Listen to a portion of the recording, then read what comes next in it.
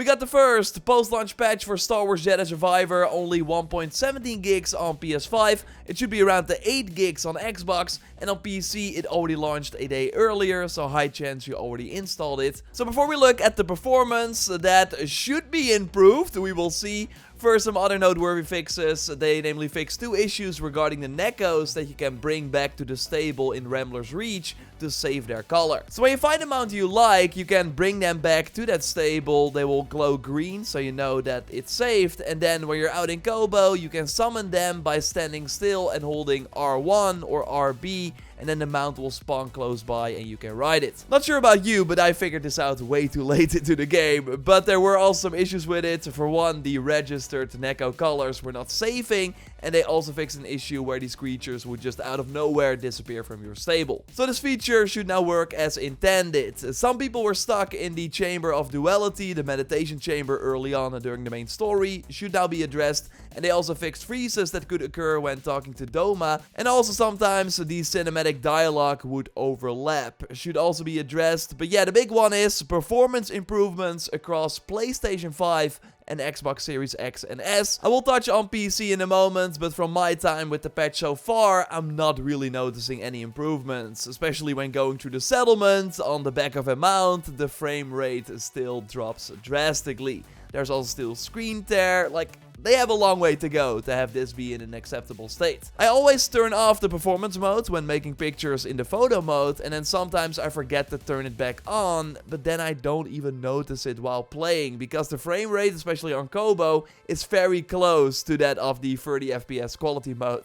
It's pretty bad. So yeah, I really hope we see improvements over time, but I think it's gonna be like weeks or maybe a few months before it really goes to that 60 FPS. Now on PC there have been some improvements already though. This is a video from Digital Foundry who saw a higher overall performance while running through that Rambler's Reach settlement, but the dips are still in the same area. Only now the overall performance is better, so the frames don't drop as low as before. It's kinda hopeful, like a few days after launch, although there's still a ton of work to be done. I'm curious if we see another patch this week. I'll of course keep you posted here on the channel. It sucks that the sort of conversation around this game is how bad it's performing, which is true. But the game itself is really fun. I really wish they would have delayed it to like the end of May, especially on PC. That would have helped a lot. Of course, curious to hear if you noticed any improvements with this update on your platform. I haven't been able to test on Xbox, so I'm especially curious about that.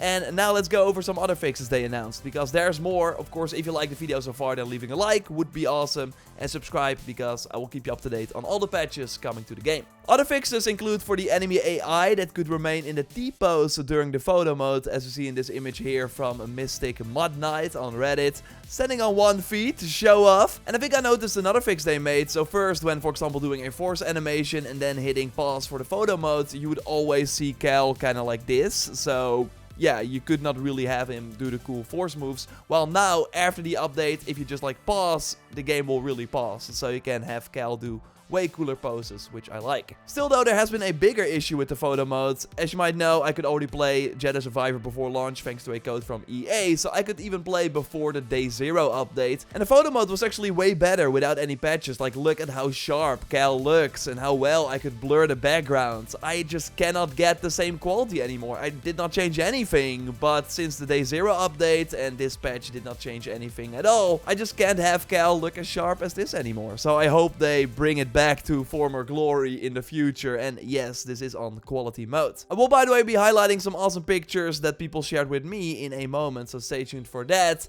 First, if you would skip cinematics, it could result in a crash. They now fixed it. And HDR is still an issue. It looks like this and has not been addressed looking at the patch notes. But Gaming Tech on YouTube made a guide on how to already fix the settings on PS5 without a fix from Respawn. And a link to his video will be in the video description. But in short, go to the HDR settings on your console and make sure that everything is set to the brightest, so you cannot press the up button on the D-pad anymore. And then inside the game, you need to go for the 20 HDR brightness and 5 HDR black point. This will make it actually look quite great, so give that a shot. And again, a link to that video from Gaming Tech in the video description. And it actually improves the photo mode for me a bit as well. So now let's look at some awesome pictures you can share via the hashtag hashtag JediRaptor on Twitter or via our dedicated pictures channel for Jedi Survivor in the Discord. You can join the Discord via the link in the pinned comment. Sam shared a really cool shot of Cal on Coruscant. I love the blurred out neon signs, really cool.